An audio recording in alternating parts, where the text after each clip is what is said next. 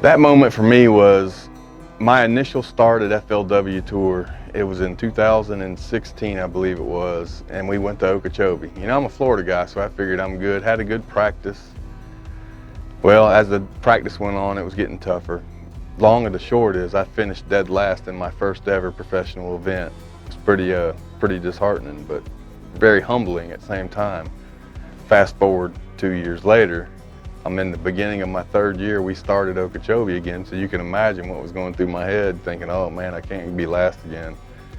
But I was blessed that week, and I ended up catching a 9-pound fish with like 10 minutes to go, and I ended up winning the tournament. When I was fishing, you know, the final day of the tournament, I took off that morning in first place, but I knew that they were going to catch them because the weather was setting up really good, and I figured I would too, but it'd be late.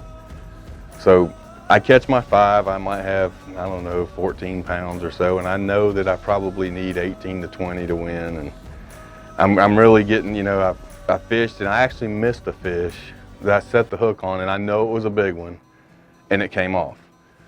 So I thought about leaving and going to another spot up the lake, and I decided, nope, I'm going to stay here with what got me this far. So I just kept my head down and went fishing, and I was fishing a Strike King Ocho, and I was fishing every little piece of cover I seen.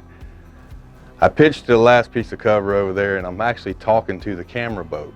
They were landing the drone in their hand, and I felt a little tick. So I said, oh, there's one. So I set the hook, and immediately I heard the line screaming through the water. I knew it was a good one.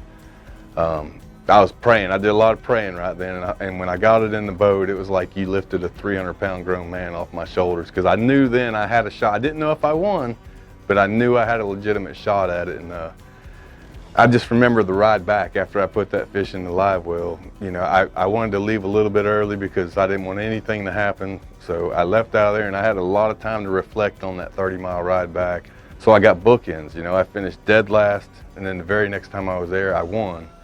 But probably what made it more, you know, unforgiving to me, or I'll never forget it, is my father was there. You know, he's not doing real well in health. Just to have him there was probably the best moment I could ever imagine. You know, and it was just to see how happy he was and what he had taught me growing up, for me to put it. And he kind of fishes vicariously through me, so it's a pretty special moment for me, and very humbling at the same time. It's just something you'll never forget, and that's what keeps me fishing. Just the sheer joy that all the hard work I've done to that point finally paid off. So it was something I'll never forget.